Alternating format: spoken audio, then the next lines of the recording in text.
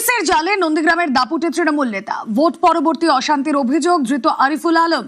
BJP কর্মী খুনে NIA স্ক্যানারে ধৃত তৃণমূল নেতা। আরো বিস্তারিত জানবো, প্রতিনিধি সুজিত ভৌমিক রয়েছেন সঙ্গে। সুজিত, এই আরিফুলের কি পরিচয়, ভোট পরবর্তী অশান্তিতে কি তার কানেকশন ছিল?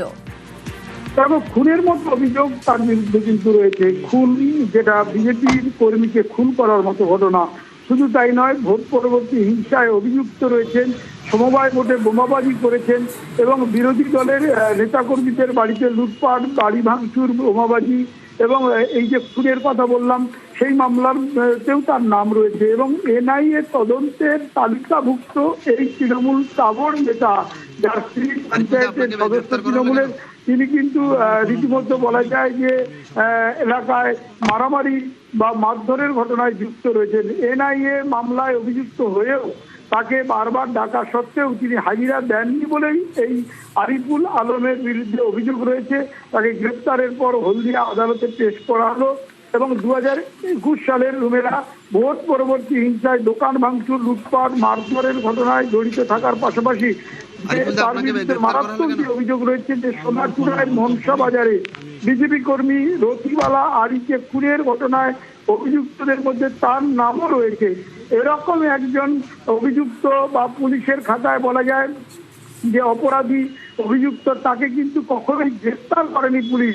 এনআইএ তদন্তে সাড়া দেয়নি, জিজ্ঞাসাবাদে সে হাজির হয়নি। এরকম মারাত্মক যার বিরুদ্ধে অভিযোগ, তাকে শেষ পর্যন্ত পালা বদলের পর, রাজ্যে পালা বদলের পর পুলিশের ভূমিকা দেখা গেল পুলিশের মতো। তাকে রাস্তা থেকেই গ্রেফতার করেছে পুলিশ এবং হলদিয়া আদালতে তুলে তাকে কিন্তু নিজেদের হেফাজতে চাইছে পুলিশ, এমনটাই খবর। সব মিলিয়ে একের পর এক অভিযুক্ত তৃণমূল নেতা বা যারা অভিযুক্ত তাদেরকে কিন্তু গ্রেফতার করছে পুলিশ। সেখানে রাজ্যের পাশাপাশি জেলার পাশাপাশি নন্দীগ্রাম, যেটা একেবারে অন্যরকম নাম, সেই নন্দীগ্রামে এই গ্রেফতার। আপনাকে গ্রেফতার করা হলো কেন? আমার কোনো মন্তব্য নেই, আমি এই সম্বন্ধে কিছু বলবো না। বারাবণীতে তৃণমূল নেতা সহ 3 জন ধৃত, ভোট অশান্তির অভিযোগে গ্রেফতার। রাজ্যে পরপর ভোটে অশান্তির অভিযোগে গ্রেফতার। রাজ্যে পালাবদলের পর থেকে গা ঢাকা, অবশেষে জালে তৃণমূল ব্লক সভাপতি। কথা বলবো, দীপক প্রতিনিধি রয়েছেন আমাদের সঙ্গে। দীপক, দেখো, 2011 সালে তৃণমূল রাজ্যে ক্ষমতা আসার পরই তার ত্রাস দিনের পর দিন বাড়তে থাকে। 2014 সালে যখন আসানসোল লোকসভা কেন্দ্রে বিজেপি প্রার্থী বাবুল সুপ্রিয় নির্বাচনে দাঁড়ায়, তখন তার গাড়িতে হামলা চালানো হয়, প্রচারে বাধা। এইখান থেকে তার ত্রাস এবং তার উত্থান শুরু হয়। ক্রমশ যতদিন সরকারে থাকে তৃণমূল, ততদিনই তার উত্থান বাড়তে থাকে। 2026-এ বিধানসভা নির্বাচনের আগে বিজেপি প্রার্থীকে প্রচারে বাধা, বিজেপি কর্মীদেরকে মারধর, আগ্নেয়াস্ত্র দেখিয়ে হুমকি, এতটাই ত্রাস ছিল তার বারাবণী অঞ্চলে যে শয়ে শয়ে বিজেপি কর্মীদেরকে 2011-তে তৃণমূল আসার পর গৃহহীন হয়ে থাকতে হয়, বাড়ি ছাড়া থাকতে হয়। 2026-এর নির্বাচনের ফল প্রকাশের পর তারা বাড়ি ফিরতে পেরেছে এবং এই অসিত সিং এর বিরুদ্ধে লিখিতভাবে থানায় অভিযোগ জানিয়েছে। এরপরই গতকাল রাত্রে অসিত সিংকে গ্রেপ্তার করে এবং আজকে আদালতে পেশ করে। শুধু অসিত সিং নয়, অসিত সিং এর সঙ্গে তার ভাইকে গ্রেপ্তার করেছে এবং তার সঙ্গীদেরকেও গ্রেপ্তার করেছে পুলিশ এবং আদালতে পেশ করেছে।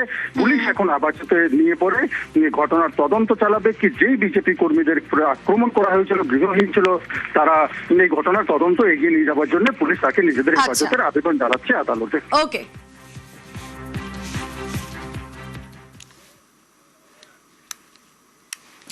যে ছবি আপনারা দেখছেন এখানে আসলে হচ্ছে কি মাটি চুরি। এই জায়গাটা কোথায়? নদিয়ার নাকাশিপাড়ায়। যে ছবি আপনাদেরকে দেখাচ্ছে, দেদার মাটি চুরি। আর মাটি চুরিতে ফের অভিষেকের বিরুদ্ধে মামলা। নদিয়ার নাকাশিপাড়ায় সাংসদ ঘনিষ্ঠদের কীর্তি ফাঁস। তৃণমূল সাংসদের মদতেই সরকারি জমির মাটি চুরির অভিযোগ। কথা বলবো, সমীর প্রতিনিধি রয়েছেন সঙ্গে। সমীর, ফের অভিষেকের বিরুদ্ধে মাটি চুরির অভিযোগ, কি হচ্ছিল এখানে? দেখো, নাকাশিপাড়ার বামনডাঙ্গা এলাকায় প্রায় 1100 বিঘা জমি ছিল, যে জমিটা খৈতান কোম্পানির লিজ নেওয়া ছিল 2020 সাল পর্যন্ত এবং সেটা সুগার মিলের জন্য লিজ নেওয়া ছিল। কিন্তু 2008 সাল নাগাদ সেই কোম্পানি বন্ধ হয়ে যায় এবং এতদিন পর্যন্ত সেই জমি পরিত্যক্ত অবস্থায় পড়েছিল। 19 সালে লিজ শেষ হয়ে যাওয়ার পর থেকে কিন্তু স্থানীয় তৃণমূল আশ্রিত যে দুষ্কৃতী শাহজাহান তার নেতৃত্বে এই এলাকায় 1100 বিঘা জমির মাটি কেটে বিক্রি করা হয় এবং যে গাছগুলো ছিল সেগুলো কেটে বিক্রি করা হয়। এবং স্থানীয় লোকজন যখন প্রতিবাদ বা প্রতিরোধ করার চেষ্টা করেন, তিনি জানান অভিষেক বন্দ্যোপাধ্যায় আছে, আমাদের কিছু করতে পারবে না। এবং পরবর্তীকালে থানায় অভিযোগ জানালেও পুলিশ কোনো ব্যবস্থা গ্রহণ করেনি, তা প্রশাসনিক কোনো আধিকারিক কিন্তু ব্যবস্থা গ্রহণ করেনি। বরঞ্চ ওই এলাকার সাধারণ নিরীহ মানুষের উপর অত্যাচার করতো এই শাহজাহান বাহিনী এবং নারীদেরও তিনি নিষিদ্ধ করা হতো। এবং এখন ক্ষমতায় পরিবর্তনের পর অর্থাৎ বিজেপি সরকার ক্ষমতায় আসার পর সাধারণ মানুষ মুখ খুলতে শুরু করেছে এবং গতকালই অভিষেক বন্দ্যোপাধ্যায় সহ 11 জনের বিরুদ্ধে কৃষ্ণনগর জেলা আদালতে মামলা করা হয়েছে এবং আদালত কিন্তু নির্দেশ দিল তদন্তের। রুমেলা, আমি রুমেলা ছিলাম তোমার সঙ্গে, ধন্যবাদ। দীর্ঘদিন ধরে এসিডব্লিউর যে বৈতানের যেই জায়গাটা ছিল বামনডাঙ্গা মৌজার মধ্যে, সেই জায়গাটা সরকারি জায়গা। সেই জায়গাটার উপরে 10 জন ব্যক্তি এরা মাটি কেটে খনন করা হয়। 30 ফুট ডিপ করে মোটামুটি 450 বিঘা সেই জায়গা নষ্ট করে ফেলে। সরকারি জায়গা গাছ কেটে পুকুর করে মানে সমুদ্র করে রেখে দিয়েছে। হাজার হাজার কোটি কোটি টাকার খেলা হয়েছে এখানে। এর জন্য আমরা থানায় বহু রকমভাবে আইসি সাহেবের কাছে অভিযোগ লিখে আমরা জমা দিয়েছি, কোনো স্টেপ নেয়নি। এমনকি বহু জায়গায় গিয়েছি, বহু জায়গায় ঘুরেছি, তারা কোনো সহযোগিতা আমাদের করেনি। এখন বর্তমানে আমরা কোর্টে এসে আমরা এই মামলা দায়ের করেছি।